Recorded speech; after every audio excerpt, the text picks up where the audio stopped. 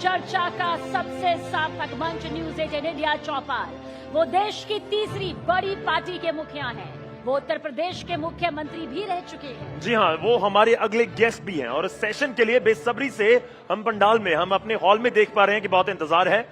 जी हाँ, जिनको हम बुलाने जा रहे हैं वो अपनी बेबाक बोली के लिए जाने जाते हैं। राजनीति के उनके अंदाज का पूरा देश कायल है।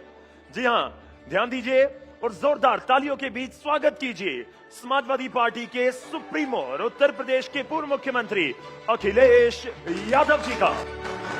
उनसे बातचीत करेंगे हमारे सहयोगी अमीश देवगन जी। अखिलेश जी, बहुत बहुत स्वागत है।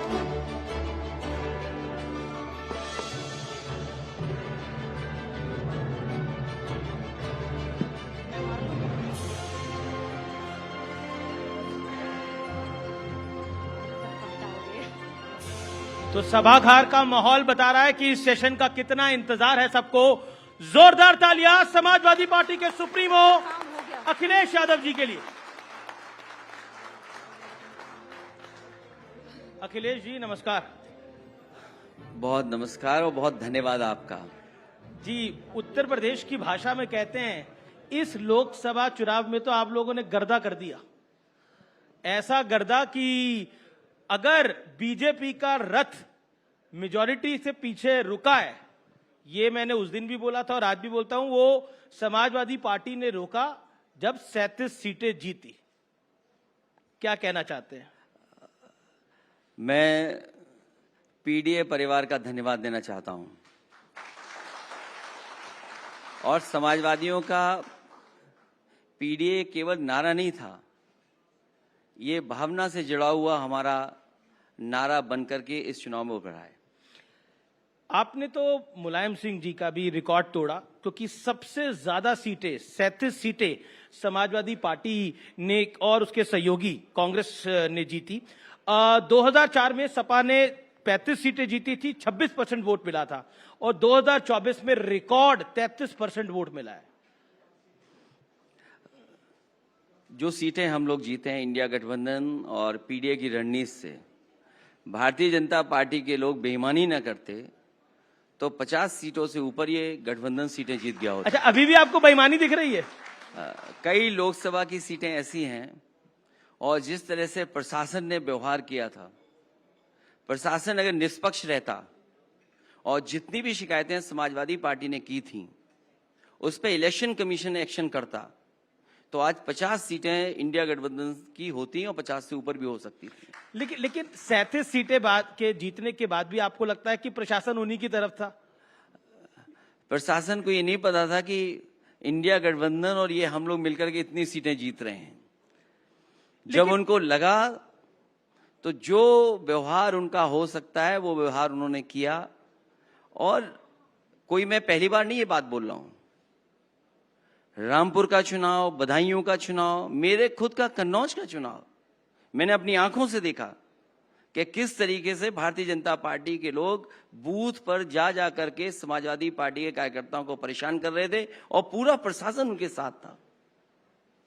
अच्छा, 36 सीटें एक तरफ, अयोध्या की सीट एक तरफ। अयोध्या की सीट आप लोग जीत गए और उसको आप और राहुल जी अपने बिल्कुल बगल में भी बिठाते हैं। क्या आप उस पर कहना चाहते हैं? और राम जी ने आपको आशीर्वाद तो दिया अयोध्या में, दर्शन के लिए कब जाएंगे? देखिए, अयोध्या फैजाबाद की सीट ये भारतीय जनता पार्टी की नाकामी रही जिसकी वजह से वो हारे हैं। और मैं बधाई देना चाहता हूं समाजवादी पार्टी के कार्यकर्ताओं का, जिन्होंने लगातार जनता का साथ दिया और उसका परिणाम ये हुआ कि अयोध्या की जनता ने, अयोध्या में भी आशीर्वाद समाजवादियों को मिला। अयोध्या के किसान किसी भी डेवलपमेंट के खिलाफ नहीं है। अयोध्या में जो विकास हो रहा है उसके किसी खिलाफ नहीं है। और आप कल्पना करिए कि अयोध्या जैसी पावन धरती पर अगर जमीन को लेकर के भ्रष्टाचार हो रहा होगा तो सोचिए उत्तर प्रदेश में और जिलों में क्या हो रहा होगा। समय समय पे बताया गया कि किसान को मार्केट वैल्यू का उनका मुआवजा मिलना चाहिए, सरकार ने मुआवजा नहीं दिया। जो व्यापारी जिनकी दुकान सदियों से वहां पर थी, बाजार, उनकी दुकानें तोड़ दी गई बुलडोजर से, उनको क्यों नहीं मार्केट वैल्यू से उनको मुआवजा मिला? या अन्य लोग जो रह रहे थे। अब आप देखिए, हद तो यहां हो गई जब से भारतीय जनता पार्टी अयोध्या हारी है, जो रेलवे की लाइन बन रही है उसका भी अलाइनमेंट चेंज कर दिया। पहले अलाइनमेंट ऐसी जगह से जा रहा था जहां पर बहुत ज्यादा किसी का नुकसान नहीं हो रहा था, लेकिन जैसे ही वो चुनाव हारे हैं, दिल्ली से उन्होंने अलाइनमेंट बदलवा दिया और कहा वहां से लेकर के चलिए जहां पर आम जनता रह रही है। तो सोचिए, ये अब रेलवे लाइन तो जहां से जानी थी वहीं से जाएगी। नहीं, शिकायत इस बात की नहीं है जी। शिकायत ये कि जहां से पहले अलाइनमेंट था, आपने अलाइनमेंट क्यों बदला? अच्छा, आपने ये सवाल का जवाब नहीं दिया, राम जी के दर्शन के लिए कब जा रहे हैं? मैंने पहले भी कहा और फिर कहता हूं वही बात दोबारा, क्योंकि बात बार बार वही कही जाए तो अच्छी भी नहीं लगती है। जी।